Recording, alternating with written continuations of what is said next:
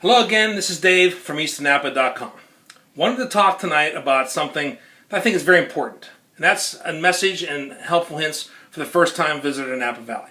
My dear friend Dan, who I saw last week in Denver, has another friend of his, Laura, who is going for the first time to Napa Valley. Good luck, Laura. Congratulations. Hope you have a great time. A couple suggestions for you, Laura, to think about going to Napa. First of all, where to stay.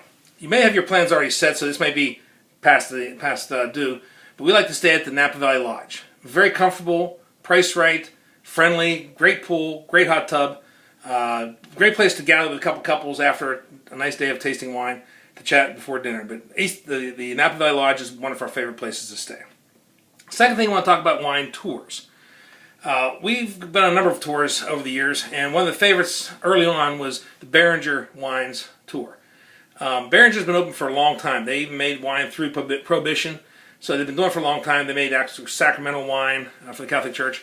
So they've been doing it for a long time. They have an outstanding tour, good educational tour about how wines are made and the process that they go through. So Beringer, I recommend highly.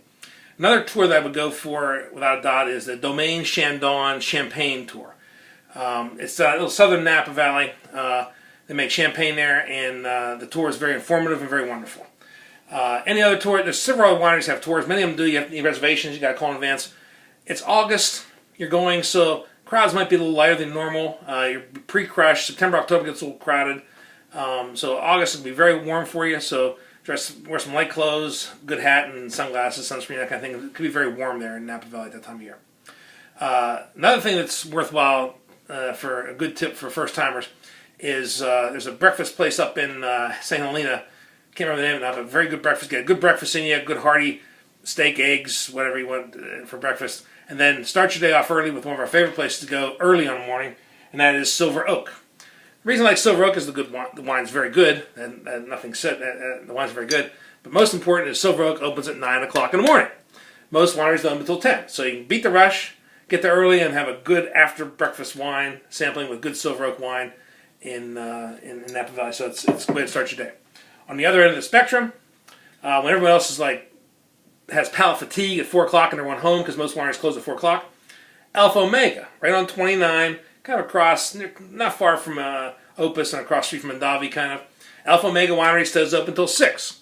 If you make it there until 5:30, you'll find a happy crowd on the patio, and the tasting room is usually buzzing at that time of the evening with a lot of people who have a lot of wine for the day, but excellent wines, excellent people. You'll beat the crowds afterwards too, so most people are home by then. So get up early for Silver Oak at 9 o'clock in the morning. Stay up late with 6 o'clock tours or tastings at Alpha Omega, and that'll be a full day for you. The other thing I want to talk about is restaurants. Our favorite restaurant without a doubt in the valley is the Rutherford Grill. We like that because there's good home-style food, priced reasonably, service is excellent, and they allow you to bring your own wine in without any corkage fee. And you might actually might find some local wineries. A lot of locals, winemakers, and wine owners actually dine there, so there's a chance you might run into somebody that you might recognize or maybe know.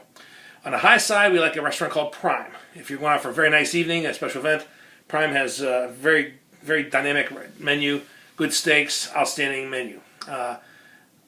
Middle of the road down in Yountville is a restaurant called Bottega. We like the pasta there, very nice, reasonably priced, and probably need reservations for those 3 places. In August, you might be a little better off, but I'd try all 3 of those. On the afternoon lunch side, if you're not picnicking, it's worth going to Gott's Refresher up in St. Helena. Be a crowd there. You'll notice it right away. It's like an outside eating hamburger joint. Very good food and outstanding.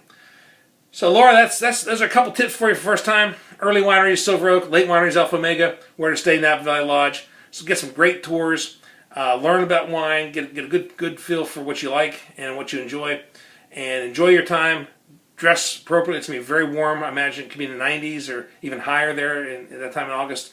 Hope you have a great trip. I hope to hear from you about your trip. Hope this is helpful to you, and I wish you the best of luck. Cheers and have a great trip.